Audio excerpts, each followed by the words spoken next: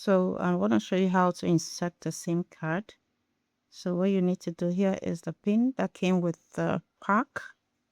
Okay, so over here you would see that's where to insert your, that's where here you can insert your SIM there. So just, okay, you can see it's now pulled out.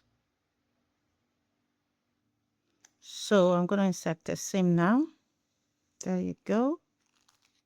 Microchip. So I'm going to bring out the tiny one there. Right, so I'm gonna insert it. See how nicely I placed it, and get the phone. Okay,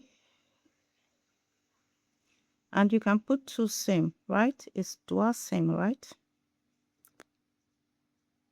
All right, so it's time to insert it. Ensure that this hole there matches the hole here. That's the sign. So I would insert that.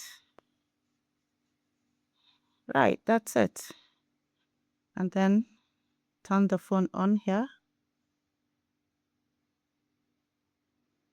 Thank you for watching. Remember to subscribe. I'll see you in the next video.